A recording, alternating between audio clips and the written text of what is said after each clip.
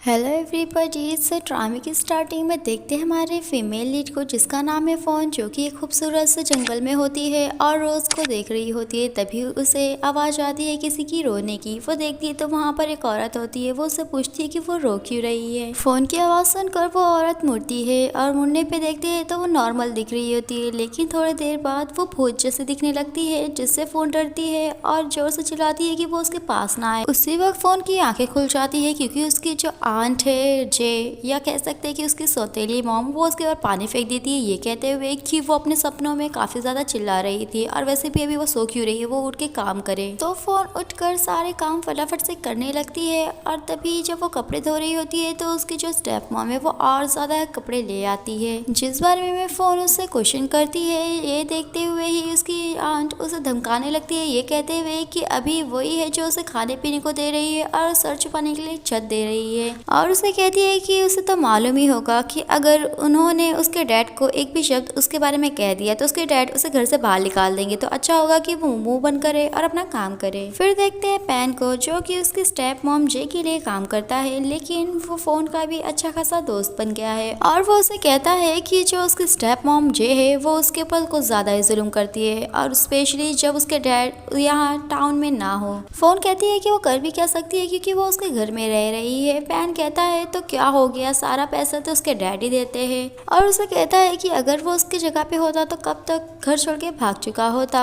तभी फोन उसे कहती है कि अगर वो भाग जाएगी तो उसका एजुकेशन पूरा कैसे होगा, क्योंकि जो उसकी मॉम है वो फाइनेंशियली अभी उसे सपोर्ट नहीं कर सकती, और अभी उसके डैड उसे फाइनेंशियल सपोर्ट कर रहे हैं, और यहाँ रहने पे उसका जो रेंट का पैसा है वो बच रहा है, और उसने सोच रखा है कि वो पैसे जमा करेगी, अपना एजुकेशन पूरा करेगी, ग्रेजुएशन पूरा करेगी, एक जॉब लेगी और फिर यहाँ से चले जाएगी। पैन फोन को कहता है कि वो कैसी लाइफ जी रही है, क्योंकि वो सुबह उठते ही आंख मीचते ही उसे घर का पूरा काम करना पड़ता है, और फिर दोपहर में वो अपने पढ़ाई में व्यस्त रहती है, और शाम होते ही उसे पार्ट टाइम जॉब भी करनी होती है। फोन उसे ज्यादा रिस्पॉन्स नहीं करती है और कहती है कि बाकी का काम वो संभाले और उसे भी जाना होगा। इसके बाद देखते हैं हमारी मेल लीड को, जिसका नाम है विन, और वो अपने डैड के बारे में पूछता है और देखता है तो उसके डैड एक लड़की के साथ होते हैं, जिसकी वजह से वो गुस्सा होता है, वो लड़की को बाहर निकाल फेंकता है। विन के डैड उसे रोकते हैं तो वह कहता है कि वो रुकेगा तब जब वो रुकेंगे किसी भी लड़की को इस घर में लाने से। क्या उन्हें कोई होटल नहीं मिल रहा, उन्हें क्या जरूरत है किसी भी लड़की को उसकी मॉम के घर पे लाने की।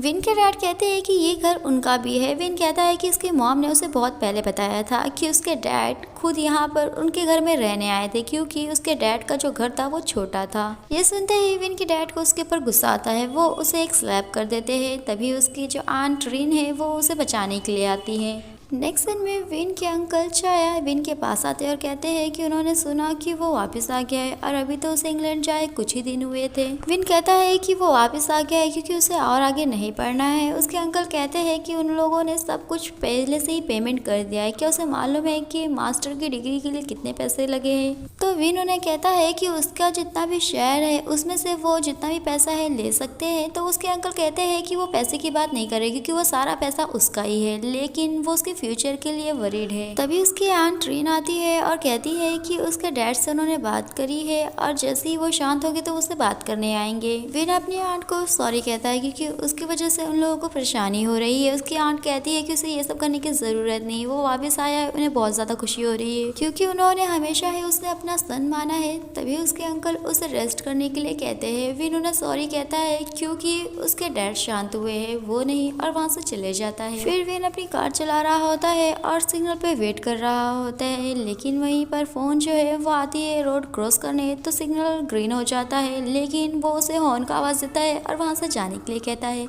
जिसके लिए वो उसे थैंक्स कहती है।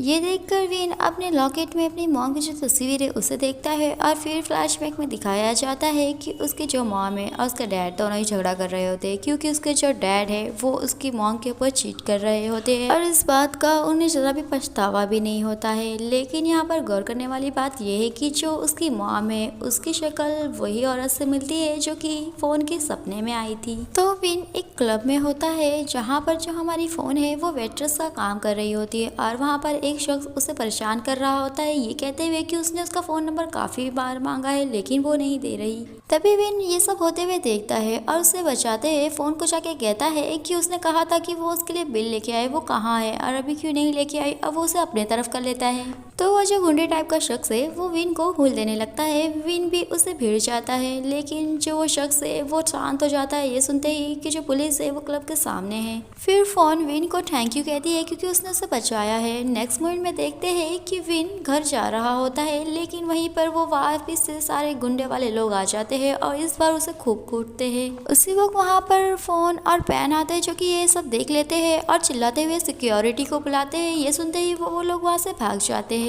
फोन जाकर विन को देखती है तो वो बेहोश होता है और वो सोचती है कि क्या उसने उसकी मदद करी थी इसीलिए उसे ये कूटा गया है, और वो कहती है कि अभी वो लोग क्या करेंगे। पैन कहता है कि वो लोग उसे अभी यहाँ नहीं छोड़ सकते तो क्यों ना वो उसे घर ले जाए। तो वो कहती है कि अगर वो किसी अजनबी को घर ले जाएगी तो उसे मालूम है ना कितना बड़ा बखेड़ा खड़ा हो जाएगा, तो क्यों ना वो लोग पहले ऐसा करे कि वो लोग पास के पुलिस स्टेशन में उसे लेकर जाए। पैन उसे कहता है कि वो जरा अपना दिमाग लगाए कि उसका घर ज्यादा नजदीक है कि पुलिस स्टेशन। अब वो देख रही है ना ये कितना बड़ा है, उसे उठाकर कौन लेके जाएगा। नेक्स्ट मोमेंट में पैन ही विन को लेकर जा रहा होता है और फोन अपने घर के पीछे वाले दरवाजे को खोलने की कोशिश करती है, बट वहीं से उसकी जो आंट है स्टेप मॉम जो उसके सामने आ जाती है, जिसे देखते ही वो लोग भूत भूत चिल्लाने लगते हैं। तो वो लाइट चालू करती है और उसे डांटते हुए कहती है कि वो क्या भूत भूत बोल रही है, और फोन से पूछती है कि वो इतनी रात गए घर पे वापस कैसे आ रही है, और उसे खूब सारा लेक्चर देती है। तो फोन अपनी स्टेप मॉम को बातें करके अपनी बातों में उलझा रही होती है ताकि पैन विन को कमरे में ले जाए, और तैसे कैसे करके वो लोग उसे कमरे में ले जाने में कामयाब हो ही जाते हैं। इसके बाद फोन अपने पैसों को देखती है जहाँ पर उसके पास कुछ ही पैसे बचे हुए हैं, और वो अपनी जो स्टेप मॉम है उसकी बातें सोच रही थी, उसके ताने सोचती है और याद आता है उसकी मॉम के बारे में जहाँ पर उसकी मॉम घर छोड़ के जा रही होती है। तो फोन अपनी मॉम को रोकने की कोशिश कर रही थी और कहती है कि वो उनके बिना कैसे जिएगी। उसकी मॉम कहती है कि वो चाह के भी उसको अपने साथ अभी नहीं ले जा सकती क्योंकि उसके पास अभी रहने का खुद का ही ठिकाना नहीं है। तभी वहाँ पर उसके डैड आते हैं, लोगों को देखते हैं तो उसके डैड को आवाज़ देते हुए उसकी आंट जे है वो बाहर आती है और कहती है कि माँ बेटी एक दूसरे को अलविदा कर रही हैं, तुम लोगों को डिस्टर्ब नहीं करना चाहिए। तभी उसके डैड उसकी मॉम से कहते हैं कि उन्हें ये करने की ज़रूरत नहीं है, वो मैनेज करेंगे दोनों के बीच में। तभी फ़ोन की मॉम उसके डैड से कहती है कि भले ही उन्हें ये बात घटिया नहीं लग रही पर उन्हें लगती है, और वो कभी भी उन्हें डाइवोर्स नहीं देने वाली क्योंकि ये जो औरत है वो हमेशा ही उनकी एक मिस्ट्रेस और कीप बन के ही रहेगी। उसी वक्त फ़ोन की स्टेप मॉम मतलब बिन ब्याह स्टेप मॉम कहती है कि वो उसके डैड से प्यार करती है और उसे किसी भी मैरिज सर्टिफिकेट की ज़रूरत नहीं है। ये सुनते ही उसके डैड वहाँ से चले जाते हैं। तभी फ़ोन की मॉम ने उससे कहा था कि वो 4 साल इंतज़ार करे, वो जरूर से उसे लेने आएंगी। फ़ोन उसी के बात पे कहती है कि हाँ वो सब कुछ करेगी और अपनी ग्रेजुएशन भी पूरी करेगी, जॉब करेगी, अपना खुद का घर लेगी और अपनी मॉम का इंतजार करेंगे कि वो भी उसके साथ उसके घर में रहने आए। और देखती है वहीं पर विन को जो कि बेहोशी में ही काफी गुस्से में होता है, लेकिन अचानक से स्माइल करने लगता है। ये देखते हुए फ़ोन कहती है तो बड़ी अजीब बात है। तभी वो उसे अपनी तरफ खींचता है और गले लगाते हुए कहता है कि वो उसे मतलब अपनी मॉम को बहुत ही ज़्यादा मिस कर रहा है, वो उन्हें बहुत ज़्यादा प्यार करता है। नेक्स्ट मॉर्निंग पैन विन को देखता है और तभी विन करवट बदलता है, आंख खोलता है और पैन को अपने सामने इस तरह देखते हुए खूब जोर से चिल्लाता है और उसे किक कर देता है, जिस वजह से पैन बहुत जोर से चिल्लाता है और उसकी चीख सुनकर फ़ोन वहाँ आती है, विन को देखती है तो विन उसे सॉरी कहता है और कहता है कि वो सामने ही उसके आँख खोलते ही सामने ही आ गया, तो वो क्या करता उसने उसे थोड़ा सा धक्का दे दिया। ये सुनते ही पैन बौखलाता है और कहता है कि क्या मतलब है कि उसका कि उसने धक्का दिया था, उसने तो उसे प्रॉपरली पूरा चढ़ा लात मारा है। फ़ोन विन को कहती है कि उन लोगों ने उसे बचाया और अभी वो ये सब कर रहा है। ये सुनते ही विन थोड़ा कंफ्यूज लगता है, तो वो कहती है कि कल रात उसके ऊपर हमला हुआ था और लोगों ने ये देखा और उसे बचा के यहाँ लेके आए। उसी वक्त उन लोगों को उसकी जो स्टेप मॉम है जे उसका आवाज़ आता है, वो फ़ोन को ढूंढ रही होती है। फ़ोन तुरंत ही पेन को कहती है कि वो विन को छुपा दे। वहीं दूसरी तरफ पता चलता है कि उसकी स्टेप मॉम फ़ोन को इसलिए ढूंढ रही थी क्योंकि उन्होंने नवा सा काम ले रखा है जहाँ पर वो लोगों के कपड़े धुलेंगी और उसे अच्छे से इस्त्री करके देंगी। पैन उन्हें कहता है कि अगर उन्होंने ये काम लिया है तो वो खुद करे ना, वो फ़ोन को क्यों कह रही है, क्योंकि उसने तो कभी नहीं देखा कि पेमेंट मिलने पर फ़ोन के हिस्से का पैसा उसे वो देती है। तो फोन की स्टेप मॉम उससे मतलब फैन को उसका मुंह बंद रखने के लिए कहती है कि वो सिर्फ एम्प्लॉय है, तो वो लोग के बीच में ना ही बोले। तभी फोन पैन को शांत रहने के लिए कहती है और अपनी स्टेप मॉम को कहती है कि जैसा वो कह रही है वैसे ही वो करेगी। और ये सारी बातें सुनता है विन और कहता है कि उसे यकीन नहीं हो रहा है कि आज इस जमाने में भी कोई ऐसा है जो दूसरे को अपने आप को ऐसे ही परेशान करने दे सकता है। फिर विन फोन के पास जाता है, उसे पूछता है कि क्या उसका नाम फोन है, तो वो हाँ में इशारा करती है और वो उससे पूछता है कि वो ऐसे मतलब जो उसकी स्टेप मॉम है उस जैसे शख्स के साथ क्यों रह रही है। तो फोन उसे बताती है कि जो वो औरत है वो उसकी स्टेप मॉम कह सकते हैं और जो उसके डैड है वो अभी टाउन में नहीं है, तो इसीलिए उसे उसके साथ रहना पड़ रहा है। डियर कहती है कि एनीवे वो उसे थैंक यू कहना चाहती है क्योंकि लास्ट टाइम उसने उसे बचाया था, एंड सॉरी भी कहना चाहती है क्योंकि उसकी वजह से उन लोगों ने उसे खूब पीटा है। विन फोन को कहता है कि वो किस बारे में बात कर रही है, उसे तो कुछ नहीं याद है। और तभी उसके पेट से जोरों से आवाज आती है। फोन कहती है कि क्या उसे भूख लगी है और फिर वो उसे खाने के लिए लेके भी जाती है, लेकिन वो खाना खा नहीं रहा होता है। तभी फोन विन से पूछती है कि वो उसे भूख लगी है तो वो खा क्यों नहीं रहा है। विन यहाँ वहाँ देखता है और उस मार्केट का नाम बताता है और कहता है कि जब वो छोटा था तो यहाँ पर आया करता था। और फिर फ्लैशबैक देखते हैं जहाँ पे पता चलता है कि एक्चुअली जो ये मार्केट है वो उसकी नाना की थी, जो कि उसके मॉम को उन्होंने दिया था और अभी वो विन की है। तो विन फोन से उसका सेलफोन मांगता है ताकि वो किसी को कॉल कर सके, लेकिन जब वो उसे अपना सेलफोन देती है तो वो खूब हंसता है और कहता है कि वो किस जमाने में रह रही है क्योंकि उसका जो सेलफोन है वो कीपैड वाला होता है। फोन विन को कहती है कि उसके पास जो भी है यही है, अगर उसे यूज करना है तो करे, नहीं तो रिटर्न दे दे। उसी वक्त उन लोगों को आवाज आती है जोर जोर से कि कोई प्रोटेस्ट कर रहा है। वो लोग जाके देखते हैं तो सारे दुकानदार इकट्ठा होकर आंदोलन कर रहे होते हैं क्योंकि उन लोगों का जो रेंट है वो बढ़ा दिया गया है। तभी वहाँ पर आती है जोंग, जो कि लोगों को चिल्लाती है और कहती है कि अगर उन लोगों को लग रहा है कि रेंट कुछ ज्यादा ही बढ़ गया है तो वो लोग यहाँ से जा सकते हैं, क्योंकि ऐसे और भी बहुत सारे लोग हैं जो यहाँ पर दुकान को रेंट पे लेने के लिए तैयार है। तभी विन फोन से पूछता है कि ये कौन है जो इतना चिल्ला रही है। उसी वक्त जोंग फोन की तरफ आती है और उसे कहती है कि वो अपनी स्टेप मॉम जे को बता दे कि उसने जितना भी पैसा उससे उधार लिया है वो तुरंत ही रिटर्न करे, नहीं तो वो सबके सामने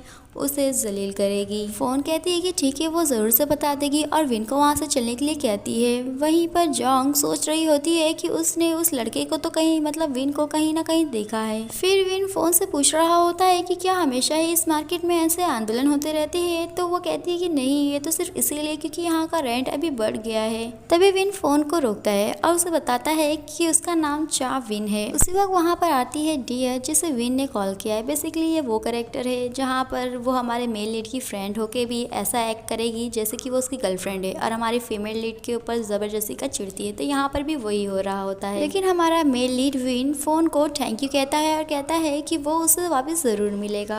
और जब फोन घर पे जाती है तो उसे वहाँ पर दिखती है आंट अमा, जो कि उसकी स्टेप मॉम की लैंडलॉर्ड है और वो उसे मतलब फोन को बहुत ही ज्यादा पसंद करती है। और आंट अमा फोन से कहती है कि वो उनके साथ टेम्पल चले जहाँ पे वो थोड़ा सा रिलीजियस काम करने वाली है। उसी वक्त उसकी जो स्टेप मॉम है वो तुरंत ही उसे कहती है कि वो जाए अमा आंट के साथ, और वो ये सब इसीलिए कहती है क्योंकि अभी तक उन्होंने अमा आंट को रेंट नहीं दिया है और ऐसे करके वो उन्हें थोड़ा खुश कर सकती है। इसके बाद विन के डैड उसके अंकल को चिल्ला रहे होते क्योंकि उन्होंने उसके डैड को मना करा है कि वो और ज्यादा पैसे बर्बाद ना करे और ये सब तो पैसा विन का है। तो विन के डैड उसके अंकल को कहते हैं कि जब उनका डिविडेंड आएगा तो वो सारे पैसे उसमें से वो ले सकते हैं, और वो उसके फादर है मतलब विन के फादर है, तो वो उसका पैसा यूज क्यों नहीं कर सकते। तभी वहाँ पे विन आता और कहता है कि हाँ वो यूज कर सकते हैं, लेकिन अगर वो सारा खर्चा करेंगे वो सारी लड़कियों पे तो वो उन्हें एक फूटी कौड़ी नहीं देने वाला। विन के डैड उसे कहते हैं कि वो जब से ग्रेजुएट हुआ है उसने तो कुछ करा नहीं है, और वहाँ पर वो भले ही लड़कियों के साथ रहते तो क्या हुआ, वो काम भी तो करते हैं।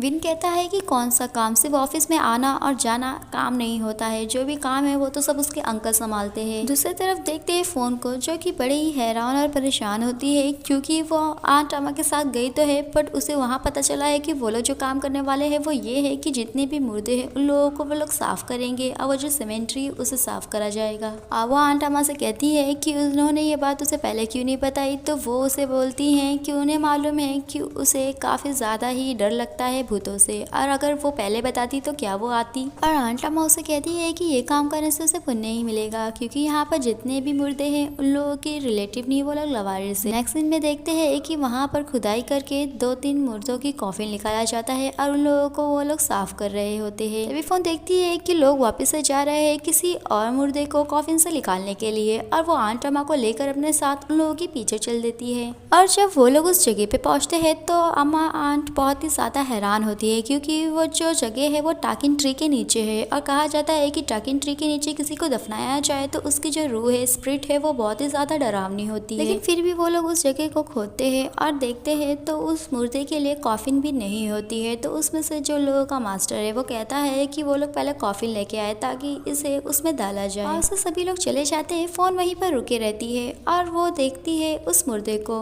और तभी जोर जोर से वहाँ पे कौवे की आवाज आती है। वो ऊपर देखने लगती है और देखते हैं वो मुर्दे को, तो उसकी मुंडी सीधी हो जाती है। नेक्स्ट दिन में फोन उस मुर्दे को पूरा साफ कर देती है। तभी उसे वहाँ पर रोजेस की बहुत सारी खुशबू आने लगती है और फोन को सोचने लग जाती है। आंट अम्मा उसी वक्त वहाँ आती है, जिससे फोन डर जाती है और फोन को वो कहती है कि क्या अभी तक वो डर रही है। फोन कहती है कि ऐसी कोई बात नहीं, वो बस कुछ सोच रही थी। तभी आंट अम्मा एक अटायर देती है और कहती है कि वो उस मुर्दे के लिए वो उसे जलाए, और वो भी उसके पैर के नीचे, ताकि उसे शांति मिले। और ऐसा ही फोन करती है, लेकिन जब वो जैसे ही उसे जलाती है तभी उसके पास कोई आता है और उसे थैंक यू सो मच कहता है, जिसे सुनते ही वो काफी डर जाती है और आंट अम्मा से कहती है कि क्या उन्हें कुछ सुनाई दिया। आंट अम्मा कहती है कि उन्हें तो कुछ नहीं सुना, और वो फोन को कहती है कि वो थोड़ा शांत रहे, और वो जा रही है दूसरे लोगों को हेल्प करने के लिए। तो फोन हाथ जोड़ के उस मुर्दे के सामने कह रही होती है स्माइल के साथ कि उसका सब कुछ हो गया है। और वहीं उसके पीछे साइड देखते हैं तो ऐसा लगता है कि वहाँ पर धुंधला सा कोई खड़ा है।